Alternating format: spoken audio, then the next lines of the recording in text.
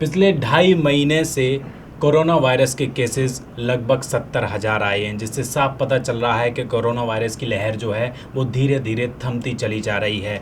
उत्तर प्रदेश में योगी सरकार का मॉडल जो है वो कितना कारगर साबित हुआ है, बात करते हैं बीजेपी सांसद भोला सिंह जी से। सर, समाजवादी पार्टी यानी कि अखिलेश यादव का कहना है कि जिस तरीके से चीज़ें हैंडल करी गई हैं उस हिसाब से बिल्कुल योगी सरकार कुछ नहीं कर पाई है। लोगों को सिलेंडर नहीं मिले हैं, दवाएं नहीं मिली हैं, क्या कहना चाहिए?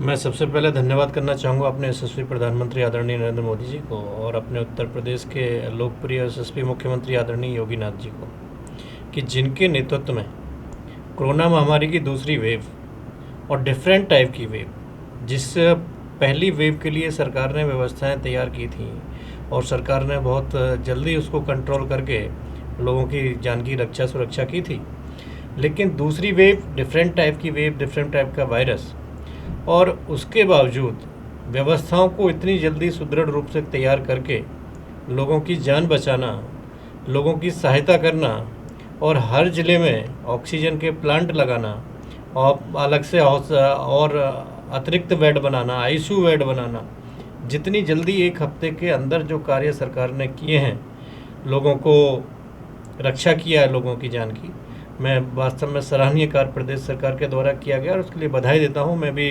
बुलंदशहर से सांसद हूं और मैंने भी एक 24/7 एक कॉल सेंटर चलाया था। एक हफ्ते लोगों को ज़्यादा पैनिक रहा, लेकिन लोग कुछ घबराए भी हुए थे। हमने लोगों को समझाया, बताया, हर व्यक्ति को ऑक्सीजन की आवश्यकता नहीं थी, हर व्यक्ति को एडमिशन की आवश्यकता नहीं थी, हर व्यक्ति को आईसीयू की आवश्यकता नहीं थी। लेकिन जिसको लगा कि जिसको ज़रा सा कोरोना पॉजिटिव आया तो उसका घबराहट में उसकी ऑक्सीजन अगर डाउन हुई, तो कुछ लोगों ने तो मतलब हर व्यक्ति की ये थी कि उसको आईसीयू बेड मिल जाए।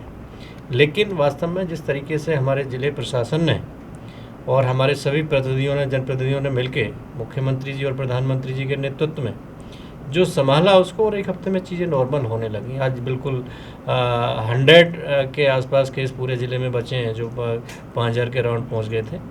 तो ये पूरे प्रदेश की स्थिति है और पूरे देश की स्थिति है। राजनीति करने के लिए विरोधी लोग कुछ भी कहें, अखिलेश यादव जी कुछ भी कह सकते हैं, केजरीवाल जी कुछ भी कह सकते हैं, लेकिन उनको भी खुद अपने अंदर झांक के देखना चाहिए। कभी वो बीजेपी की वैक्सीन बताते हैं, फिर कहते हैं कि सरकार की वैक्सीन है। फिर आदरणीय मुलायम सिंह जी का मैं सम्मान करना चाहूँगा कि एक अच्छे देशभक्त और देश का नागरिक होने के उन्होंने अपने आप को साबित किया और वैक्सीनेशन ली, क्योंकि वैक्सीनेशन लोगों की खुद की जान बचा रही है और उसके साथ साथ जिस लोगों से हम मिल रहे हैं उसको भी हम सेफ रख रहे हैं। अगर बाई चांस हम संक्रमित होते हैं तो हमारे द्वारा कितने लोग संक्रमित होंगे। तो ये कोई पॉलिटिकल मुद्दा नहीं है। ये महामारी किसी पॉलिटिकल व्यक्ति या किसी सामाजिक व्यक्ति या किसी विशेष व्यक्ति को पार्टी स्तर पर देख के नहीं आती है, किसी को भी आ सकती है। हमारे कई जनप्रतिनिधि भी इस महामारी में लोगों की सेवा करते हुए अपने जान उन्होंने गंवाई हैं। अपने कई पार्टी के पदाधिकारियों ने, कई पार्टी के पदाधिकारियों के परिवारों ने सेवा करते हुए कार्य किया। और हमारी पार्टी का भी एक विशेष इनिशिएटिव रहा है, सेवाई संगठन जो पहले उसमें चला, वो भी इस यूज़ में किया है। अपने कार्यकर्ताओं ने अपनी चिंता ना करते हुए, परिवार की चिंता ना करते हुए लोगों की सेवा में, कोविड हॉस्पिटल में जाके, वैक्सीनेशन सेंटर पे जाके, हर तरीके से लोगों को वो करने का वो किया है। और एक ड्राइव मोड में हमारी पार्टी के कार्यकर्ता और हम सब लोग मिलके हर व्यक्ति को वैक्सीनेशन लगे, हमारा हर बूथ कोरोना मुक्त बूथ हो, इस अभियान को लेकर सब लोग मेहनत से लगे हों, उस पर कार्य कर रहे हैं। और निश्चित ही जिस तरीके से माननीय प्रधानमंत्री जी ने भी घोषणा किया कि 75% वैक्सीनेशन के सेंट्रल गवर्नमेंट अपने उससे देगी, तो निश्चित ही उसका परिणाम भी बहुत अच्छा आएगा और लोगों में एक अच्छा मैसेज, अच्छी जागरूकता। और एक और धन्यवाद करना चाहूँगा प्रधानमंत्री जी को, जिन्होंने दीपावली तक इस देश के गरीबों को राशन की किट देने का जो निर्णय किया है, वास्तव में सराहनीय निर्णय है। लोग राजनीति के लिए विरोधी कुछ भी कहें, लेकिन ज़मीन पे धरातल पे कुछ उनके पास है नहीं। आपने केजरीवाल सरकार की बात की, पिछले 2-3 दिनों की बात करें तो आप दिल्ली में बैठकें कर रहे हैं अनुसूचित जाति मोर्चा के पदाधिकारियों से, जिलाध्यक्षों से। One nation one ration card का काफ़ी बवाल चल रहा है दिल्ली में, उसको लेकर क्या कहेंगे? देखिए, केजरीवाल जी की दिल्ली की सरकार बिल्कुल नकारा सरकार है। वो वोट उनको चाहिए, वोट का लालच में लोगों को फ्री का लालच दिखा के, सपने मुंगेरी लाल के सपने दिखा के उनसे वोट बटोरते हैं। मेरे दलित बस्तियों में लगातार 3 दिन से प्रवास थे और कल मैं तिलक नगर के 20 फुटा रोड पे था। वहाँ वाल्मीकि समाज के करीब 50 परिवार हैं और वो भारतीय जनता पार्टी से जुड़े हुए हैं। उनका पानी उन्होंने इस वजह से काटा हुआ है कि वो उनको आम आदमी को उन्होंने वोट नहीं दी, क्योंकि वहाँ का पार्षद आम आदमी का है, वहाँ का विधायक आम आदमी का है। वहाँ से मैंने कल वहाँ के एसडीएम को संज्ञान में विषय दिया है। 1-2 दिन प्रतीक्षा करते हैं कि एसडीएम उस पर, आज वो लोग मिलने गए एसडीएम से वहाँ से, तो अब देखते हैं क्या उसमें इनिशिएटिव सरकार के उस पर अधिकारियों के द्वारा लिया जाता है। बाकी पद्धति तो पूरा बदले की भावना से, मतलब लोग प्याऊ लगा के पानी पिलाते हैं, और केजरीवाल की सरकार दलितों का पानी काट रही है क्योंकि उन्होंने उनको वोट नहीं दिया वाल्मीकि समाज ने।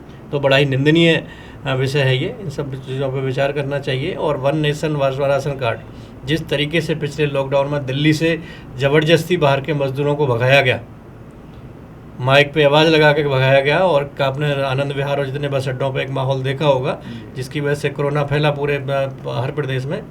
तो उसी तरीके से अगर ऐसे लोग बाहर जाएंगे, वहाँ उनको राशन कार्ड वहाँ का डीलर नहीं देगा, वहाँ की सरकार नहीं देगी, क्योंकि जानकारी नहीं है। माननीय प्रधानमंत्री जी ने एक अच्छा निर्णय लिया कि पूरे देश का जिस तरीके से हमारा एक आधार कार्ड होता है, वन नेशन वन आधार कार्ड होता है, one nation one ration card उन्होंने किया है, ताकि कोई भी हमारा मजदूर भाई, कोई भी गरीब भाई देश के किसी भी कोने से किसी कोने में जाए तो उसको राशन की और खाने पीने की दिक्कत ना हो, वो लोग खाना भी ना खाएं दिल्ली में आके, ऐसी व्यवस्था केजरीवाल सरकार बना रही है, ऐसा माहौल बना रही है ना। प्रधानमंत्री आयुष्मान भारत कार्ड की योजना लागू की है।